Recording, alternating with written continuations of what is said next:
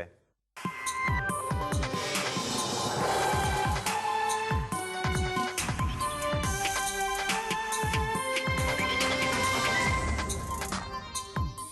Pasqua e Pasquetta, supermercati chiusi, l'annuncio questa mattina dal governatore Zaia, che nelle ultime ore ha firmato una nuova ordinanza che integra il provvedimento entrato in vigore a mezzanotte. Mercati regolamentati e spesa con mascherine e guanti obbligatori, primo giorno della nuova ordinanza regionale, i cittadini si adeguano al cambiamento. Stiamo lavorando a un piano per le riaperture che mettiamo a disposizione del governo, ha spiegato Zaia, che aggiunge saranno graduali, probabilmente diverse da regione a regione e con priorità ai giovani. Preoccupa la diffusione del contagio nelle case di riposo. La Regione, di concerto con le aziende sanitarie, sta perfezionando in queste ore un piano di ulteriore contenimento. Apprensione per il sindaco di San Donà di Piave, ricoverato per un'infezione polmonare. Il messaggio di Cereser dopo le manifestazioni d'affetto: sento la vostra vicinanza, attesa per l'esito del tampone. Domani sarà una domenica delle Palme decisamente particolare per la Chiesa trevigiana, così come per l'intera settimana santa. Chiusi in casa, i fedeli potranno seguire le celebrazioni in diretta su Antenna 3. È morto a 72 anni nel trevigiano Ezio Vendrame, storico calciatore degli anni 70, legato soprattutto al Vicenza, un ribelle del pallone, genio e sregolatezza che lo fecero accostare al leggendario George Best.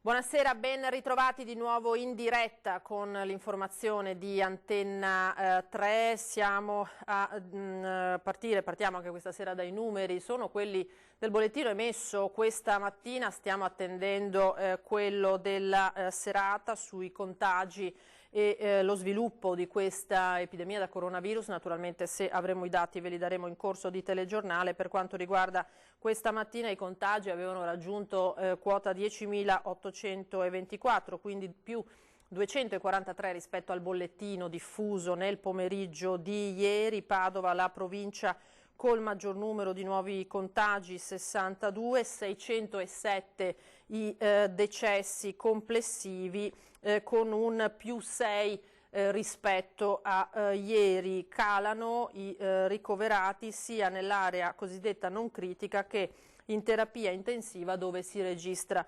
una tenue flessione, -3, ma insomma sempre significativa di un trend che sta fortunatamente calando. Ora siamo al quotidiano Punto Stampa del governatore Zaia, che ha chiarito che a Pasqua e Pasquetta i supermercati resteranno chiusi e ha poi parlato del piano allo studio della Regione sulle riaperture.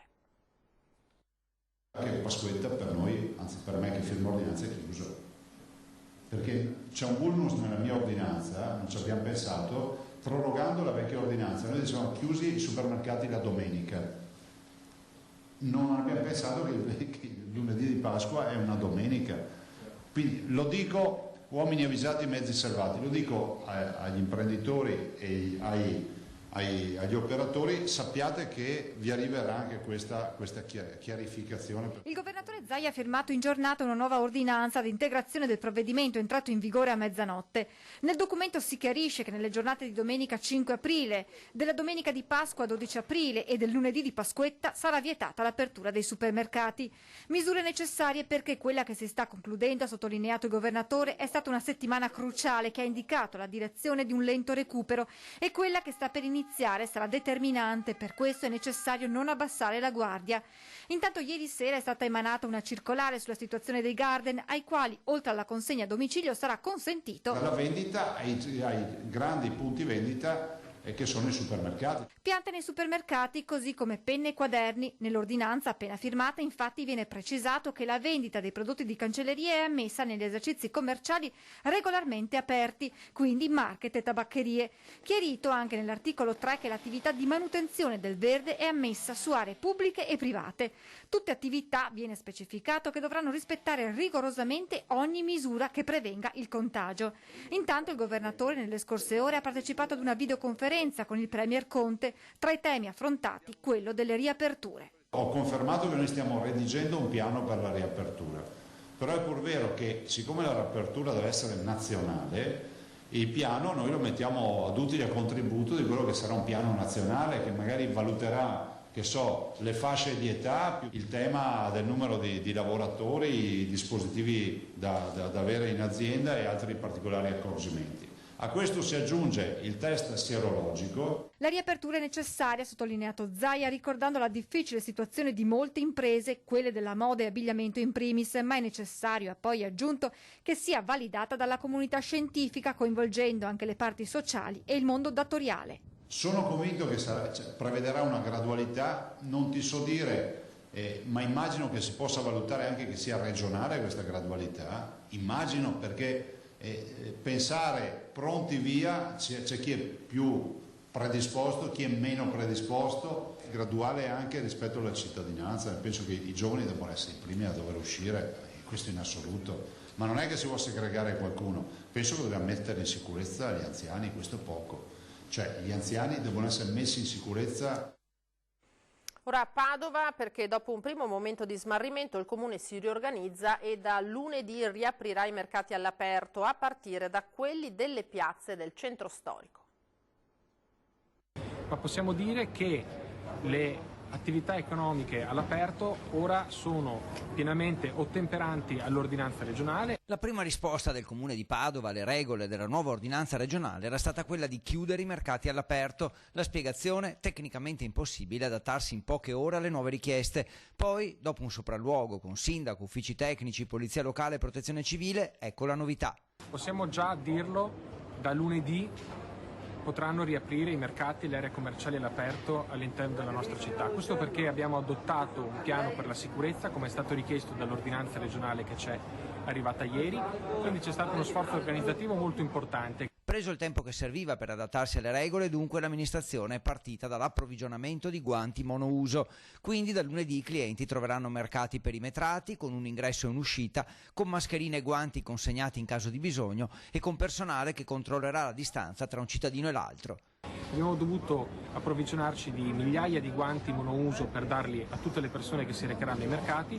Ora siamo nelle condizioni di essere perfettamente in linea con quello che ci è stato richiesto. Il consiglio che diamo ai cittadini è di recarsi comunque nelle aree commerciali, così come avviene questa mattina sotto il salone, già se possibile dotati di guanti e mascherine, se no con la protezione civile li diamo noi. Inoltre si è pensato anche agli operatori che avevano già comprato la merce per sabato, prima della chiusura temporanea dei mercati, e che hanno subito una perdita. Insieme al MAP, il mercato agroalimentare, daremo un ristoro di 300 euro per ogni singolo operatore che ha avuto questa perdita e lo potrà richiedere secondo le modalità che nei prossimi giorni indicheremo. Confermata dall'amministrazione la volontà di tenere operativi i mercati alimentari all'aperto. E se noi andiamo a sottrarre questi punti vendita che per di più sono all'aria aperta, quindi anche forse più salubri, le persone andrebbero tutte a concentrarsi all'interno dei supermercati e dei punti vendita al chiuso. Per quello abbiamo fatto questo sforzo organizzativo. Guanti e mascherine dunque obbligatori nei negozi. Siamo andati a sentire lo stato d'animo della gente a Bassano del Grappa in questo momento di forte tensione dovuto all'emergenza sanitaria in corso. Siamo davanti a uno dei supermercati di Bassano. Oggi abbiamo voluto sentire la gente, la vogliamo sentire per capire un po', tastare gli umori, ma soprattutto per capire se c'è una data in mente entro la quale insomma tutti possiamo tornare liberi di passeggiare fuori. Sentiamo quindi che cosa ci hanno detto. Una cosa assolutamente inaspettata, inimmaginabile e tuttora incredibile. Non ho altre parole. Vediamo che lei ha comprato delle uova di Pasqua. Per chi sono? Per i bambini, per i nipoti. Riesce a vederli? Sì. Qualche volta dobbiamo attendere che noi. E lei insomma è avanti con l'età, non è un ragazzino. Ma lei non ha mai visto una cosa così? No, speriamo bene, ma la vedo forse metà maggio. Verso settembre, agosto-settembre, perché qua non ne usciamo fuori. Perché secondo lei non ne usciamo? Perché non vede quello che sta succedendo, questa pandemia in tutto il mondo, casi che vengono di nuovo fuori, come si fa ad uscire? Io penso, guardi, almeno ci vorrà tutta quanta aprile, penso, di ancora quarantena e dopo un po' alla volta, speriamo. Le pesa questo isolamento, questo dover stare a casa? Beh sì, un po' come che pesa a tutti, sa. Non potrei vedere gli amici, le persone più care, 2 o 3 mesi ancora. Temo. 3 mesi significa tornare alla normalità? No, sarà ancora lunga, purtroppo. Insomma. Senta, lei come cerca di rispettare le... Vede, cioè mi sono attrezzato come tutti, insomma. Secondo me non prima di metà maggio ci sarà ancora questa situazione un po' così. Speriamo di uscire presto, dai. Purtroppo non ci rendiamo conto perché non è un nemico figurato, un nemico che si vede, è una cosa invisibile e dunque è un po' fatica a rendersene conto. Ci rendiamo conto guardando gli ospedali. Quando entro, non posso fare nomi, in un altro supermercato e vedo delle persone che non hanno la mascherina e c'è la frutta e la verdura lì, che è lì, a 2 passi dalla bocca. Loro parlano, magari con chi ci sta vicino, oppure insomma, pure se respirano gli schizzi vanno giù. Io dico solo una cosa, che la gente veramente deve prendere le cose sul serio e devono rispettare veramente le regole, soprattutto mascherina e guanti, e entrare una persona per nucleo familiare, è una cosa essenziale che deve essere per rispetto per tutti quanti. Io vengo da un paese, dall'Albania, 30 anni fa e quindi non ho mai sofferto così di dittatura, sì, ma di queste robe, per quello stiamo male, però cerchiamo di aiutare. Le ricorda un po' la dittatura? Preferisco di tornare in dittatura piuttosto di questa qua. E avete visto in apertura i temi affrontati dal governatore Zaia durante il punto stampa nella sede della Protezione Civile, durante il quale c'è stato anche un inatteso fuori programma con l'intervento di un cittadino. Uno che fa un tampone oggi, il risultato ce l'ha dopo 16-24 giorni. 16-24 giorni? No. Allora, mia figlia... Quando l'ha fatto sua figlia? Il 21 di marzo.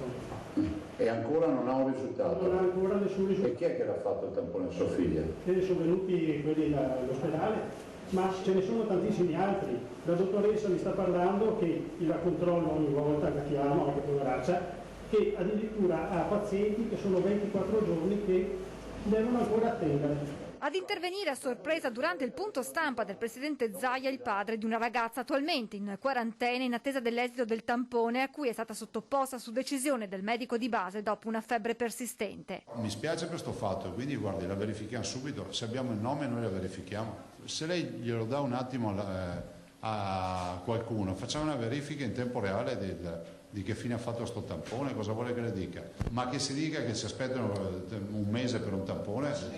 Ci sono diversi casi. Adesso devo parlare. Però se ci sono no, ma io capisco, guardi, cioè dire ci sono diversi casi bisogna che mi porti i nomi, perché se no io non posso fare le verifiche su ci sono diversi casi. Il signore comunica ad un collaboratore del governatore il nominativo della figlia e della dottoressa di medicina generale per fare le verifiche del caso.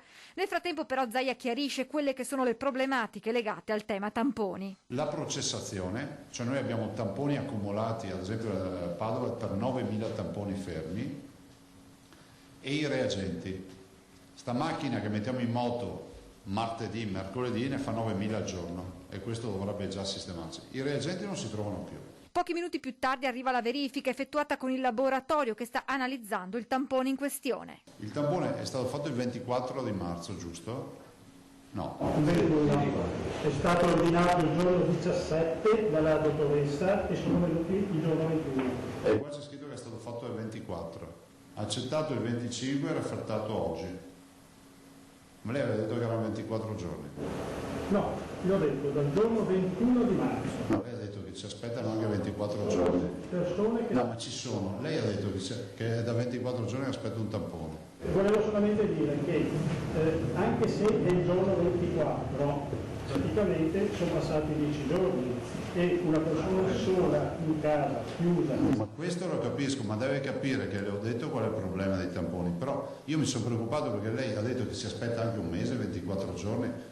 È registrato, sa quello che ha detto? La dottoressa, quello che mi ha detto quando sono andato a parlare... La dottoressa, poi chiameremo anche la dottoressa per sentire se è vero che ha notizie di gente. E poi se domani torna qui con la dottoressa ci facciamo dire anche i nomi dei pazienti che aspettano 24 giorni. Ma non per sfida, perché 24 giorni sono tanti. La verifichiamo bene.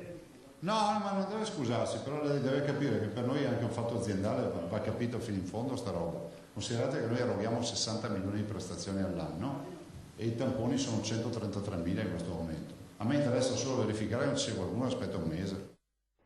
E preoccupa naturalmente la situazione di contagio nelle case di riposo. La Regione, di concerto con le aziende sanitarie, sta perfezionando in queste ore un piano di ulteriore contenimento che agirà su più livelli. Contagiati oggi saranno circa un po' meno come ospiti di 1000, però tenete conto che noi lo sapevamo, man mano che noi facciamo tamponi, perché appunto screenando una popolazione di 30.000 più 30.000 sono gli ospiti, 22.000, 23.000 sono gli operatori, voi capite che è chiaro che insomma facendo il tampone a tutti i numeri aumentano. Le case di riposo sono l'osservato speciale nel contenimento in Veneto del contagio di Covid-19. Il virus colpisce e aumenta di pericolosità nelle persone in età avanzata e la Regione sta rafforzando controlli e precauzioni nelle strutture che le ospitano. In base all'ultimo piano regionale di sanità pubblica, ogni azienda sanitaria ha costituito delle unità mobili composte da infettivologi, pneumologi e geriatri che stanno effettuando una fotografia dettagliata di ogni realtà. Abbiamo chiesto a ogni azienda di fare l'analisi del rischio struttura per struttura. Cosa vuol dire? Capire all'interno di questa struttura ci sono casi positivi, se i casi positivi sono separati, quindi sono posti in una struttura in modo isolato rispetto ai casi negativi, se non ci sono percorsi che si incrociano, il problema legato appunto agli operatori che sono all'interno. Circa ogni 48 ore i direttori generali delle ULSS si confrontano in videoconferenza con tutte le strutture per anziani della propria zona di competenza. Da martedì 7, quindi, le singole aziende, in base ai dati raccolti, potranno anche procedere a trasferimenti da casa di riposo a casa di riposo per raggruppare i positivi e i negativi al coronavirus. Parallelamente si stanno rafforzando le misure di protezione anche del personale. Quindi le mascherine piuttosto che le tute, soprattutto le tute, insomma i presidi, quelli essenziali dove ci sono casi, con un invio giornaliero all'azienda sanitaria che poi distribuisce su tutto il territorio, perché l'azienda sanitaria poi distribuisce l'invio giornaliero che noi diamo di questi PPI alle strutture sanitarie, quindi ai propri reparti, all'interno degli ospedali, ai medici di medicina generale, alla continuità assistenziale, ai pediatri di Blascentra, alle strutture per anziani e alle strutture per disabili. E c'è stato ancora un decesso nella casa di riposo di Merlara, nel Padovano, tutta la tristezza del sindaco nel prossimo servizio che fa anche il punto, il sindaco degli istituti per anziani della provincia. Nuovo decesso nella notte nella casa di riposo di Merlara. Si tratta di una donna ospite della struttura dopo 2 giorni senza che si registrassero nuovi lutti. Siamo arrivati a 23.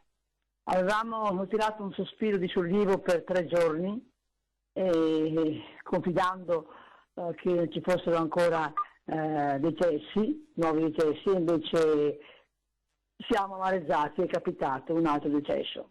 Le case di riposo più in difficoltà in provincia sono quelle di Merlara, di Galzignano, Monselice e Lira, l'Istituto per Anziani di Padova. Proprio ieri a livello regionale è partita una sorta di programmazione, di protocollo per sostenere questi istituti a livello sanitario, con screening, tamponi e una task force di medici e infermieri che valuteranno lo stato di rischio delle varie strutture.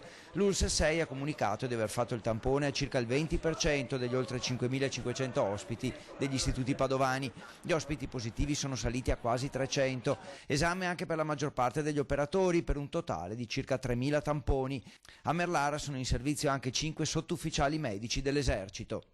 Sono molto preziosi, sono molto bravi, fanno anche loro i turni, i giorni di notte, e oltre a preparazione professionale, diciamo proprio di infermieri, fanno anche i compiti, assolvono anche i compiti delle OSS, assolvono a compiti anche di carattere umano, perché avendo fatto missioni di guerra all'estero, sono molto preparati. A Merlara attualmente ci sono stati 23 decessi con quello di oggi, 49 gli ospiti presenti nella casa di riposo, 1 in ospedale, mentre si spera tornino presto in servizio alcuni dei 40 operatori in quarantena. La Regione 2 giorni fa ha fatto visita alla struttura con una commissione medico-amministrativa.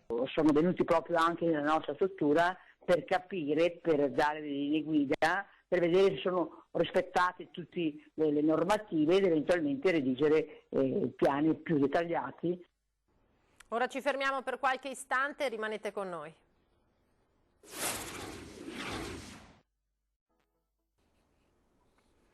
Di nuovo in diretta con l'edizione regionale dei telegiornali di Antenna 3. Ora parliamo del sindaco di San Donà di Piave, Andrea Cereser, ricoverato a Jesolo per un'infezione polmonare. La notizia sta destando profonda apprensione per il suo stato di salute, di cui si saprà qualcosa in più soltanto dopo l'esito del tampone cui si è sottoposto anche oggi. Ciao a tutti e grazie per la vostra vicinanza, che sento forte come un dono. Scrive anche oggi di nuovo sulla sua pagina Facebook Andrea Cereser, 53 anni, sindaco di San Donà di Piave, ricoverato da meno di 24 ore all'ospedale di Jesolo in una stanza isolata del reparto malattie infettive per un'infezione polmonare di cui si saprà qualcosa di più con l'esito del tampone. Da quando sono nato ho avuto la fortuna di non essere mai stato in ospedale, sino ad oggi. Mi è stata diagnosticata un'infezione polmonare, staremo a vedere di che cosa si tratta, vi terrò aggiornati. Scriveva così il diretto interessato alle 18:30 di venerdì 3 aprile, sempre via social, notizia che da subito ha destato profonda apprensione non soltanto tra la gente della sua comunità. Tanti fatti, i messaggi di auguri, di solidarietà giunti trasversalmente anche da tutto il mondo politico, a cominciare da quelli del governatore Luca Zaia fino al presidente di ANCI Veneto, Mario Conte. Forza sindaco, la aspettiamo presto tra la sua gente, siamo tutti con lei. E adesso un video che abbiamo ricevuto, prodotto da Mirka Pellizzaro, operatrice sociosanitaria domiciliare di Montebello Vicentino, coinvolgendo altri colleghi, ha voluto lanciare il messaggio "Noi ci siamo". Noi operatori sociosanitari entriamo nella vita delle persone in punta di piedi. Nel massimo rispetto della dignità umana, incontriamo dolore e gioia, speranza e disperazione, lutto e rinascita, la vita. Ascoltiamo e ringraziamo perché tutto ciò ci tocca al cuore. Siamo messi a dura prova, ma diventati capaci di vedere il mondo nella sua complessità, capaci di viverlo e di tradurlo in emozioni che possiamo e vogliamo donare alle persone che assistiamo nella loro fragilità. Oggi più che mai, in questo momento difficile, noi ci siamo. Chi nel cammino della vita ha acceso anche soltanto una fiaccola nell'ora buia di qualcuno non è vissuto invano.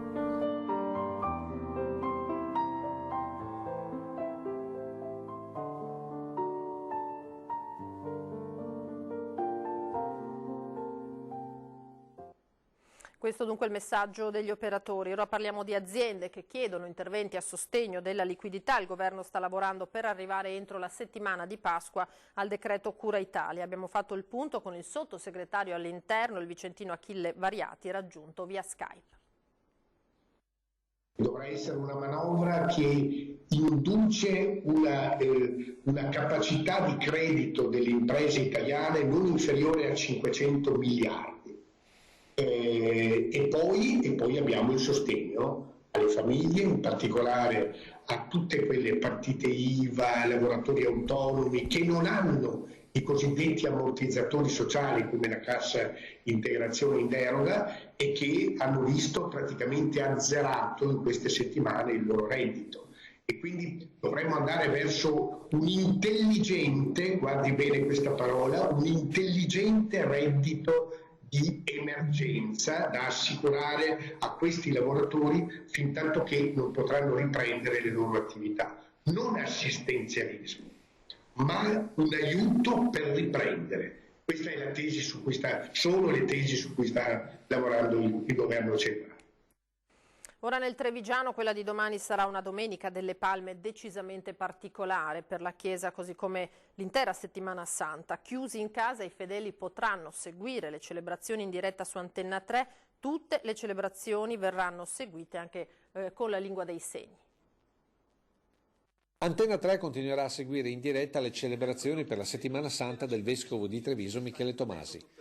Dopo i collegamenti della cripta per le domeniche di Quaresima, per la solennità dedicata a San Giuseppe e per l'Annunciazione di Maria, il primo appuntamento è per la Domenica delle Palme.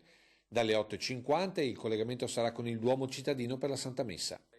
Una funzione che rimarrà nella storia, perché a memoria recente sarà la prima volta che non ci sarà la benedizione dell'ulivo e non ci saranno rametti da distribuire ai fedeli per osservare tutte le prescrizioni mediche legate al contagio.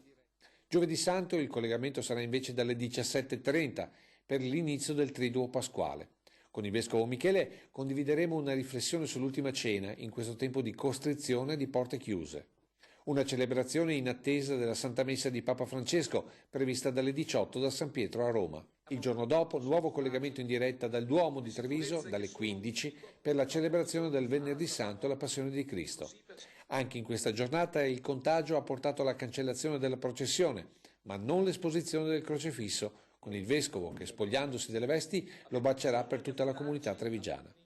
Sabato Santo l'incontro in diretta con il Vescovo Michele Tomasi è fissato dalle 17:30, sempre dal Duomo di Treviso, per una riflessione sul mistero della morte e della resurrezione, come speranza in questi giorni bui, dove molti faticano a vedere uno spiraglio di luce. Infine, domenica mattina, sempre in diretta dal Duomo, dalle 9, la solenne celebrazione della Pasqua, per portare in tutte le case e in tutte le famiglie, seppur nella difficoltà della costrizione, il conforto della resurrezione di Cristo. Lutto nel calcio, è morto questa mattina per un tumore un idolo negli anni 70 dei tifosi biancorossi del Vicenza, Ezio Vendrame. Aveva 72 anni, era nato a Casarsa della Delizia in provincia di Pordenone, viveva però da anni in provincia di Treviso. È stato un fantasista, un talento con uno stile ribelle, controcorrente, non facile da gestire per gli allenatori ma assolutamente amato dai tifosi. Con i suoi capelli lunghi, le sue acrobazie, ha esaltato tante volte i tifosi sulle gradinate del Menti come ala e mezzala. Aveva esordito in Serie A col Vicenza nel campionato 71-72, l'ultima partita in biancorosso nel maggio del 74 contro la Juventus. Aveva appeso le scarpe al chiodo a 39 anni dopo aver giocato le ultime stagioni nella squadra del suo paese d'origine. Con questa notizia noi ci fermiamo, grazie per averci seguito, io vi lascio alle previsioni del tempo per domani e vi auguro una buona serata, arrivederci.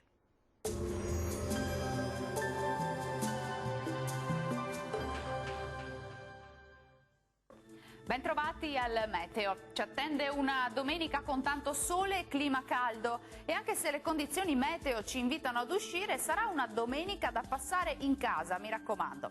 Vediamo dunque la previsione nel dettaglio. Sul Veneto sarà asciutto con ampio soleggiamento su tutti i settori della nostra regione. Il cielo si presenterà sereno o al massimo poco nuvoloso, solo con qualche nube in più sui monti, ma del tutto innocua. Temperature in aumento, minime tra 3 e 7 gradi, massime invece tra 17 e 19. Ci spostiamo ora sul Friuli Venezia Giulia, anche qui tanto sole ovunque, non sono attese precipitazioni, sarà possibile soltanto qualche addensamento innocuo in montagna. Temperature minime tra 5 e 11 gradi, massime tra i 18 e i 19 all'incirca. Uno sguardo infine alla situazione del Trentino Alto Adige, poche novità, anche qui sarà una splendida giornata di sole, bel tempo e cielo sereno al massimo velato. Temperature minime tra 4 e 5 gradi, massime invece fino a 20 gradi all'incirca.